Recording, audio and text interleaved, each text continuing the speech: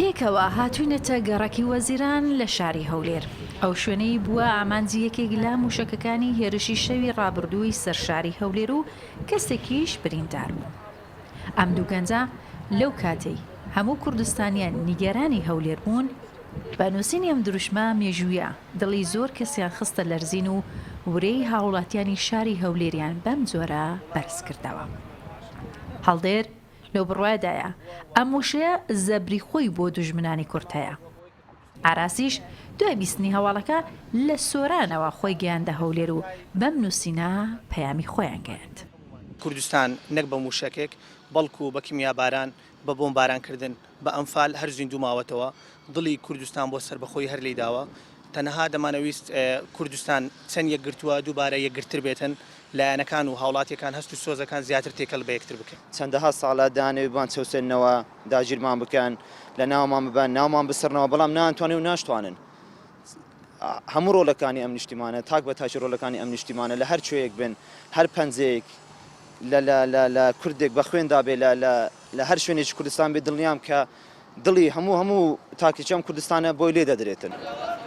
جموجۆڵی هاوڵاتیان لە سنتەری شاری هەولێر ئاسایی و ژیانی ڕۆژانە وەک خۆیەتی.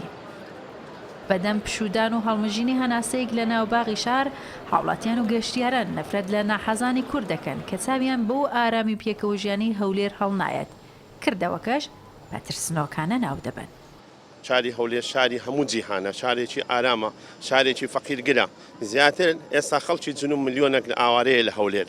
ئەمە شتێکی زۆر ناشرینە و ئیدانەی ئەو ساڕۆخانە دەکەین، ئەوان نەگەدیانەوە خۆ تاقی بکەنەوە، بابێن لە پردەی خۆیان تاقی بکەنەوە. ئەربیل تبقە مەدینە تەعایش. هەولێر شاری پێکەوە ژیانە بۆ سەرجەم پێکهاتەکانی عێراق و سەرجەم ئاینەکان.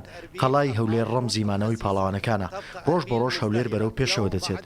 بە تاوانکاران دەڵێن موشەکەکانی ئێوە هەمیشە لە دواوەی ئەم شارە دەبن و هیچ کات ناتوانێت پێشکەوتنەکانی ئەم شارە ڕابگرێت و ئەم شارە بە شاری پێکەوەژان و پێشکەوتن بۆ سەرجەم عێراقیەکان دەمێنێتەوە. تبقى ئەربیل لجەمیع العێراقیین. دوایەوەی کاتژمێر 9 خولەکی شەوی ڕابردوو 15/2/2021 چەند موشکێک بەرفڕۆکەخانەی نێودەوڵەتی هەولێر و چەند گەڕەکێکی شاری هەولێر کەوتن، لە ئەنجامدا لە ناو فڕۆکەخانە بووە هۆی گیان لە دەستانی کەسێک و برینداربوونی 5 کەسی دیکە. لە ناو شاری هەولێریش 3 کەس بریندار بوون. ئەمە جیالەوەی زیانی مادیش بە چەند ماڵ و شوێنی بازرگانی گەیشتووە. ئەم دیمانانەش نیشان دەدات ژیان لە هەولێر ئاسایی بووەتەوە، بارودۆخی ئەمنی شارەکەش سەقامگیرە. هێرشه، کوردستان 24 هەولێر.